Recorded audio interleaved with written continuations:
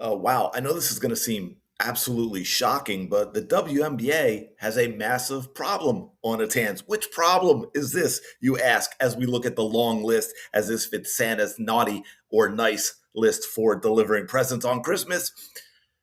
They have a serious media problem. The WNBA media, and I'm talking about the media that actually covers the WNBA, not the occasional, Colin Coward or Stephen A. Smith, Dave Portnoy, or uh, Travis or Jason Whitlock or any of these guys who every once in a while will give you something on the WNBA because it's blown so much it's crossed over into regular sports culture.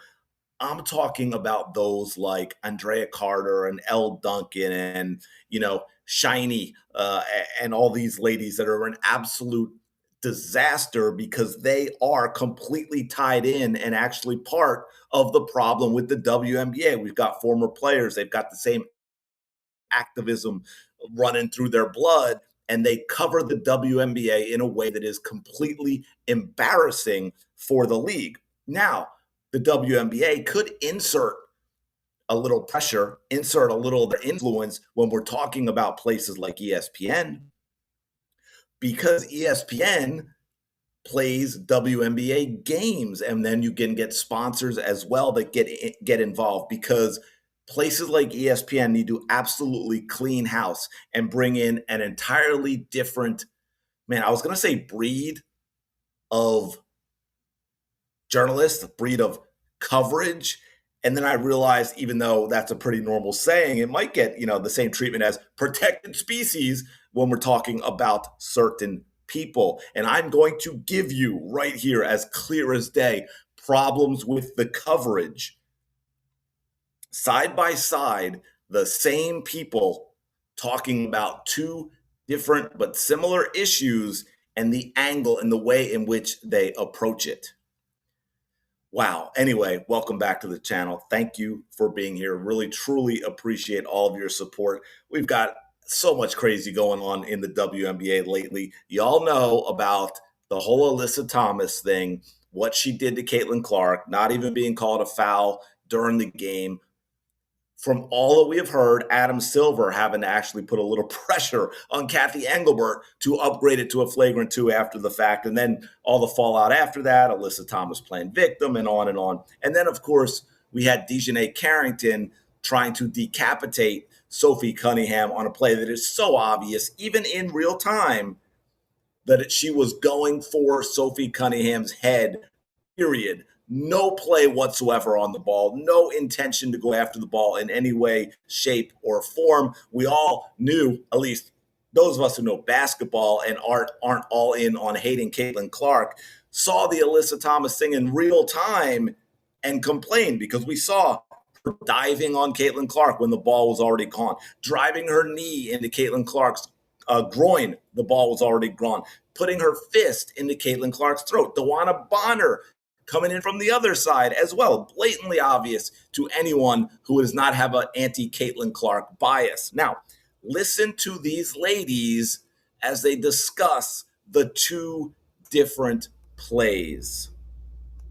That largely happened because of the optics. Yeah. In game flow, if you're watching in game speed, I was watching in game speed, I didn't really notice too much because people hit the ground all the time.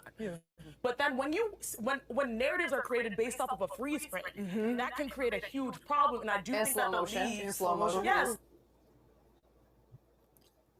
So the Alyssa Thomas thing, you can't look at it. You have to. Let me try that again.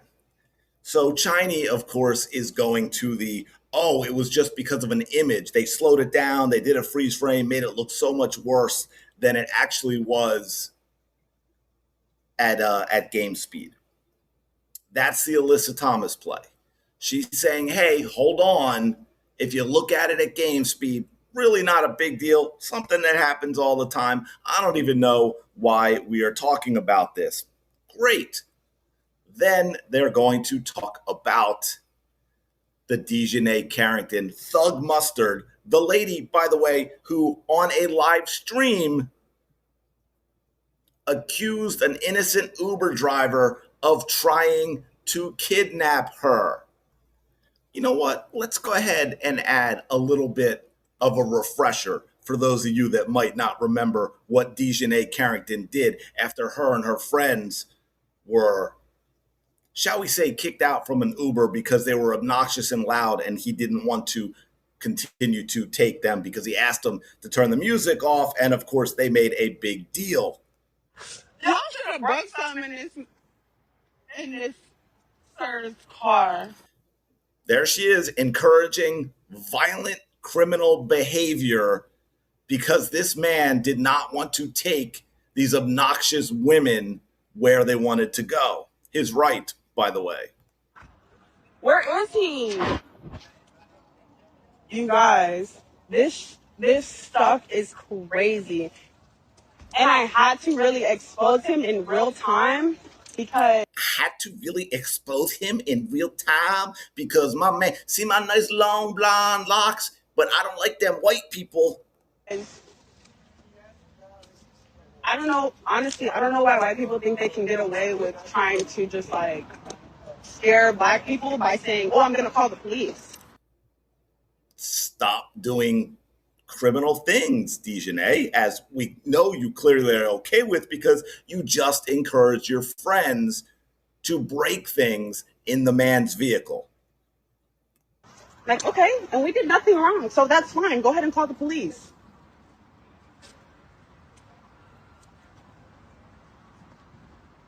Here he is, ladies and gentlemen. Live and in the flesh. For you to see. He tried to kidnap us and take us. There you go, folks. Now, as far as I know, Dijonai Carrington was not charged with this false accusation, which is a pretty dangerous thing to say. Sounds like black privilege to me. It sounds like Dijonai Carrington has had black privilege all her life. For those of you that do not know, she grew up rich, right? Her father was, I believe, a safety in the NFL. She went to private schools her entire life. She went to Stanford. She didn't earn her way into Stanford, but she went to Stanford. Dijonai Carrington is the epitome of privilege, okay? And this is what she has chosen to do with it. Sorry about the detour, but now let me get back to what we're going to now say about the Dijonai Carrington thing. Now, if you remember, for Alyssa Thomas, it was don't slow it down. Don't slow it down. It makes it look worse. To me, I understand it was called a flagrant 2. I wouldn't have been mad if it was called a flagrant 1 because I do think she was making a basketball play. It was just a hard foul. It was a really hard foul. But we've seen replay to that point. Can we show this replay where it's really slowed down? And again, in game time, it's really hard to be able to see this. This is why there are so many replays. This is what you're talking about when you say making a play. Yeah, so in this, and it's hard to tell because of where the graphic is, but she's trying to make a play on the ball. In reality, Sophie Cunningham got higher than Dijonai off the ground. Dijonai is behind Sophie Cunningham. She's late to make this play. She's not in the right position. To me, Wow.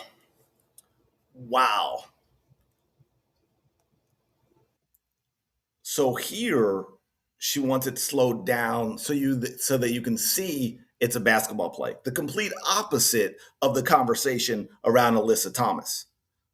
Which is it, ladies? Which is it going to be? By the way, I don't think slowing it down helps Dijonai's case at all. I'm not going to go into all the different angles. I've done that in another video, but it is absolutely clear she does not attempt to make a play on the ball in any way, shape, or form. But here you have the ladies on ESPN went to defend Alyssa Thomas and her flagrant 2. It's, slowing it down makes it look really, really bad.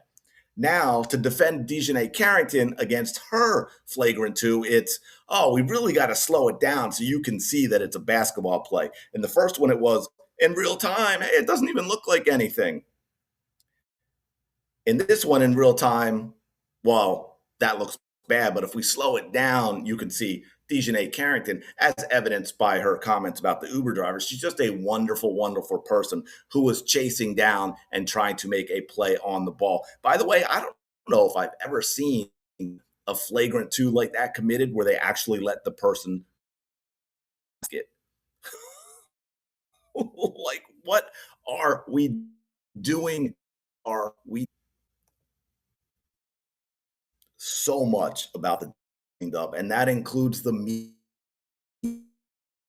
covering it multiple times with the Indiana Fever media and their ridiculousness in not asking questions of Stephanie White as well. It's an absolute mess. It's a mess. They could have so easily been in such an amazing position now and gotten tons of great press if they let the face enter the league and be herself and go with the flow.